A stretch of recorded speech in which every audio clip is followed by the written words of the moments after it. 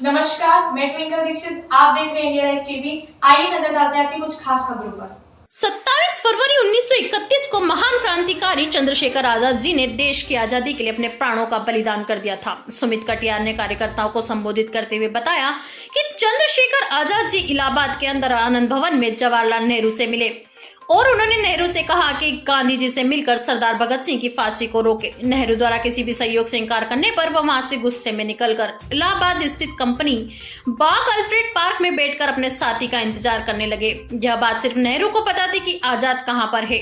कुछ ही देर में अंग्रेजी हुकूमत ने आजाद जी को पार्क में घेर लिया। लगातार 2 घंटे चली मुठभेड़ के बाद आजाद जी की पिस्टल की गोलियां भी खत्म हो गई। सिर्फ एक गोली बची थी जिससे आजाद जी ने अपनी कनपट्टी पर चलाकर देश के लिए बलिदान हो गए।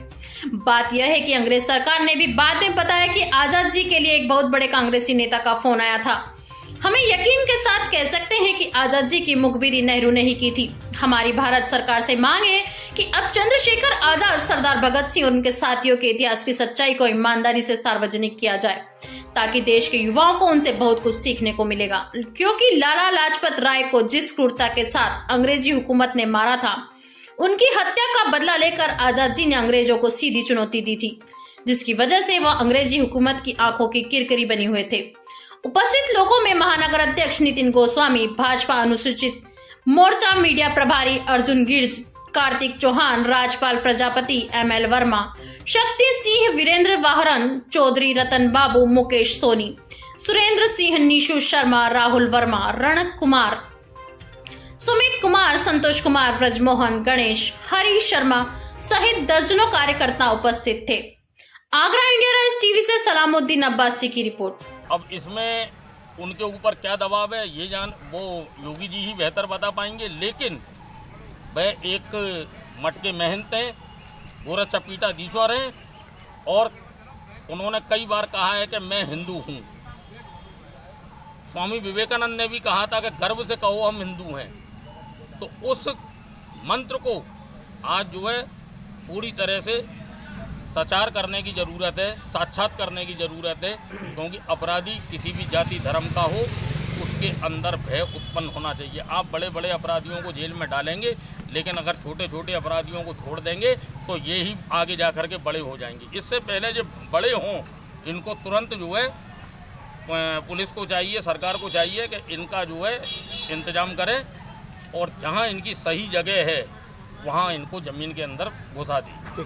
आज चंद्रशेखर आज़ाद जी का बलिदान दिवस हमारे संगठन के द्वारा बनाया गया है। हमारे जितने भी युवा साथी हैं यहाँ पर एकत्रित होकर पुष्प अर्पण करके उनको श्रद्धांजलि दी गई। तो आगरा महानगर के युवाओं को ऐसी क्या प्रेरणा लेनी चाहिए, किस तरीके से वो बाहर निकल कर आए शहीदों के लिए? युवाओं को प्रेरणा लेनी चाहिए, जैसे कि आज़ाद जी ने जो संघर्ष किया था आज़ादी के लिए, वैसे ही हमारे ये युवा उन लोगों को भी आज़ादी की, हमारे जो समाज के अंदर जो गलत गतिविधियाँ हो रही हैं उनके खिलाफ उनको आवाज़ उठानी चाहिए।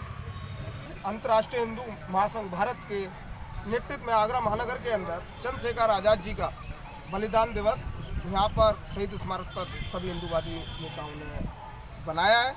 सभी महानगर के पदाधिकारी आज उपस्थित हैं और इनका मेन उद्देश्य था एक देश को, भारत देश के युवाओं को जो देश में जो भी भिन्न भिन्न प्रकार की गलत गतिविधियाँ हैं उसको लेकर देश का युवा जागृत हो और उस पर आवाज़ उठा सके।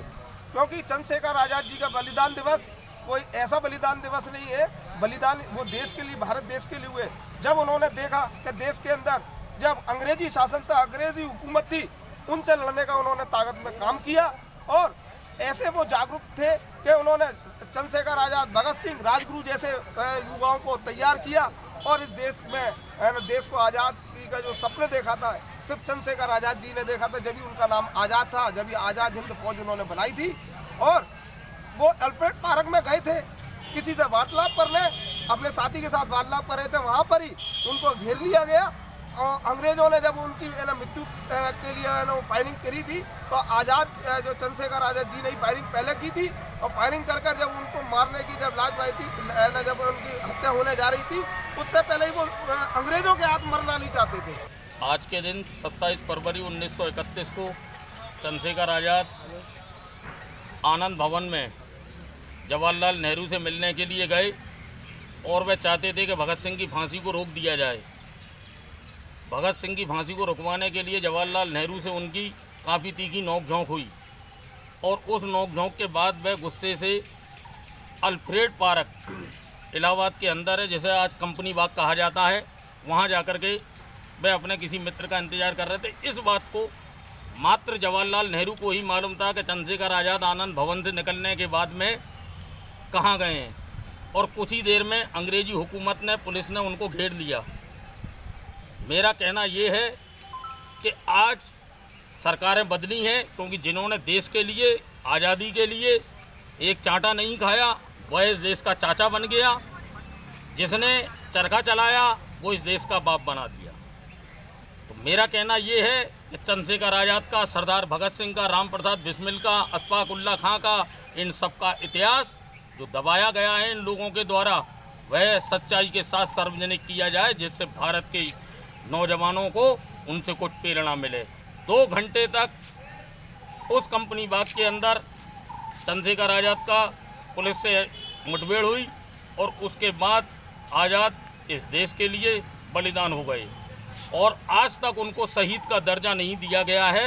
अब सरकारें बदली हैं तो मेरी भारत सरकार से मांग है कि सरदार भगत सिंह, राजगुरु, सुखदेव, राम प्रसाद बिस्मिल, अशफाक उल्लाह खां, चंद्रशेखर आज़ाद को शहीद का दर्जा दिया जाए। साथ ही इनका सच्चा इतिहास जनता के सामने लाया जाए, क्योंकि जिस तरह से अंग्रेजों ने भारतीयों पर जुल्म किए, उनको सीधी चुनौती किसी ने नहीं दी। आगे ताजा खबरों से जुड़े रहने के लिए हमारे चैनल को सब्सक्राइब, लाइक, बेल आइकन दबाना ना भूलें। धन्यवाद।